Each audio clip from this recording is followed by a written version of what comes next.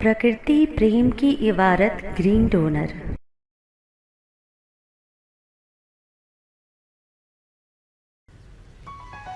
मासूम सवाल, वीर जी लिखी पुस्तक प्योर वंडर से हिंदी अनुवाद, green donor. Divine phone line, हरित प्रेरणा स्टोरीज, अंक 3। द प्योर वंडर, मासूम सवाल और डिवाइन फोन लाइन। इस पुस्तक का हिंदी अनुवाद वीर जी साहिब द्वारा रचित अद्वितीय विचारों को सरल और भावपूर्ण शैली में प्रस्तुत करता है। पुस्तक में एक मासूम बालक की कहानी है जो अपनी शालेय शिक्षा में लगा हुआ है।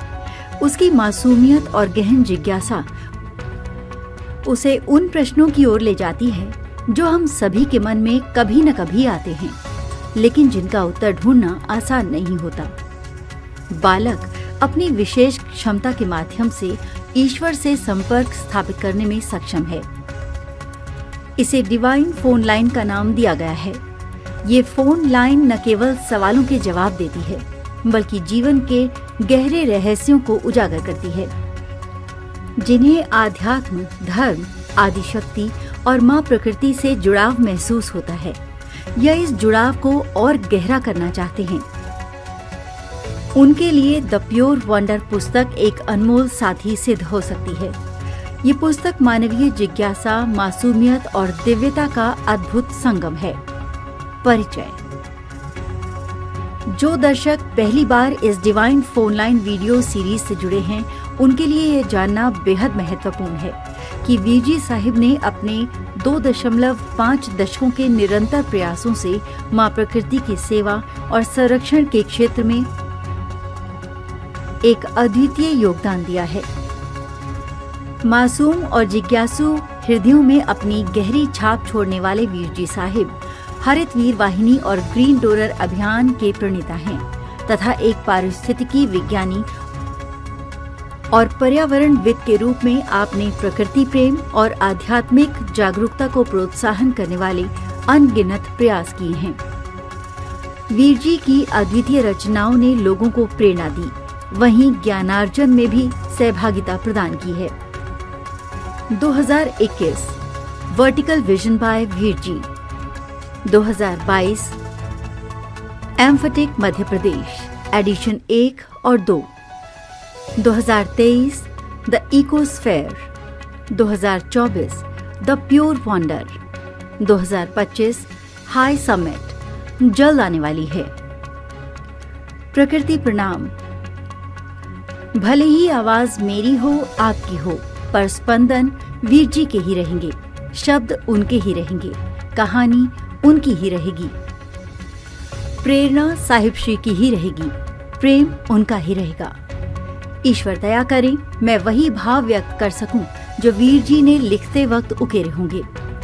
मैं हरितवीर कविता मेरे साहिब को नमन कर आइए डिवाइन फोन लाइन श्रृंखला का अगला अंक आरंभ करते हैं।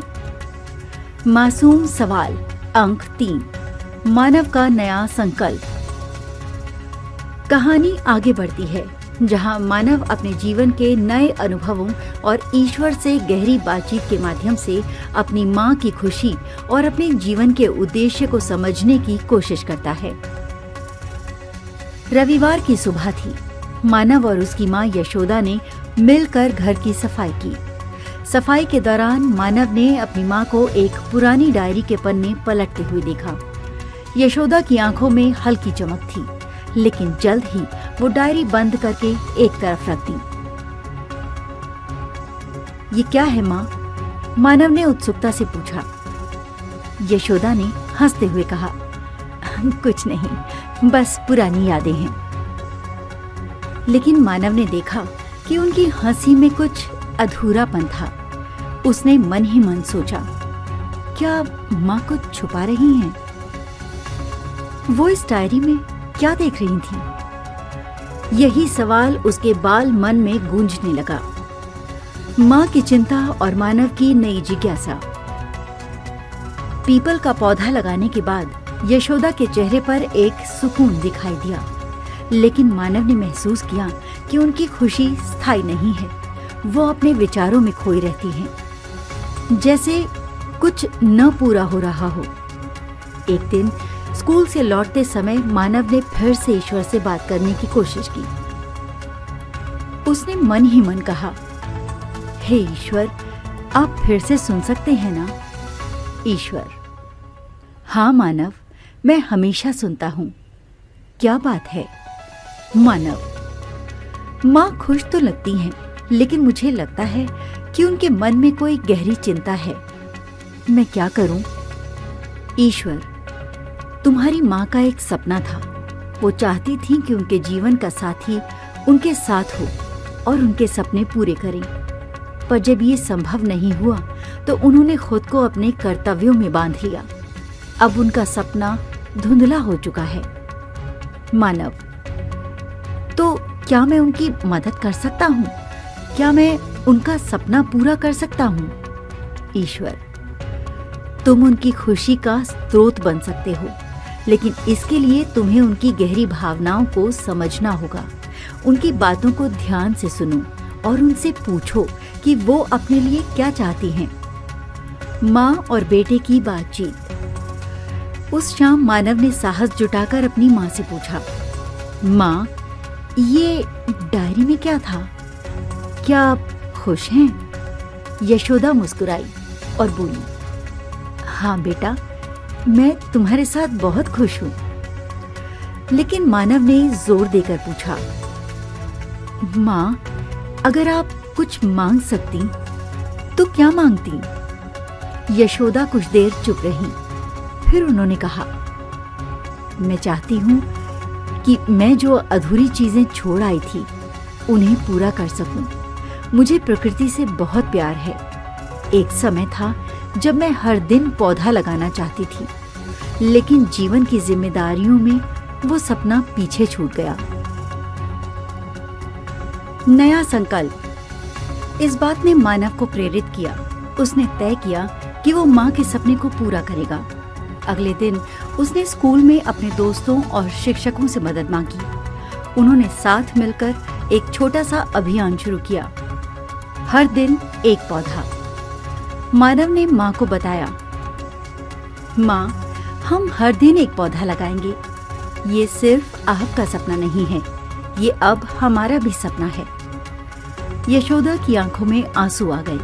उन्होंने पहली बार महसूस किया कि उनका बेटा न केवल उनकी खुशी को समझता है, बल्कि उसे पूरा करने के लिए कुछ भी करने को तैयार है। ईश्वर का आशीर्वाद। एक दिन जब मानव और यशोदा एक नए पौधे को पानी दे रहे थे, मानव ने फिर ईश्वर से बात की। मानव: हे ईश्वर, क्या आप देख रहे हैं? अब माँ मुस्कुरा रही हैं। ईश्वर: हाँ मानव, तुम्हारे निस्वार्थ प्रेम ने उनकी खोई हुई खुशी को फिर से जगाया है। यही जीवन का असली उद्देश्य है। दूसरों को खुशी देना खुद खुश रहने का सबसे सुंदर तरीका है। मानव: क्या मैं सही कर रहा हूँ? ईश्वर: बिल्कुल, और याद रखना, हर पौधा तुम्हारी माँ की तरह है। उसे समय, देखभाल और प्रेम की जरूरत होती है, और जैसे जैसे ये बढ़ेगा, तुम्हारी माँ के दिल का सुकून भी बढ़ेगा। अंक 3 की सीख। दूसरों की गहरी इच्छाओं को समझने और पूरा करने का प्रयास करें।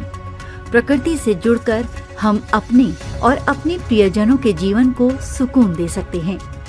ईश्वर से बात करना सिर्फ प्रार्थना नहीं, बल्कि समाधान खोजने का तरीका भी है।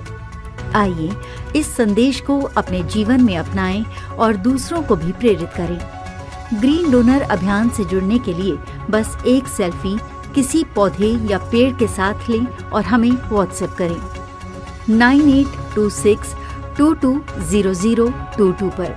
मेरे वीर जी साहिब को कोटि कोटि प्रणाम। हर दिन हरियाली, हर दिन हरित प्रेरणा। प्रकृति प्रेम की इबारत ग्रीन डोनर। यदि आपके हृदयांतर में माँ प्रकृति के लिए प्रेम है या इस प्रेम का एहसास चाहते हैं, तो हरित वीर वाहिनी एक सेवा द्वार है। आज ही जुड़े। कॉल 9826220022।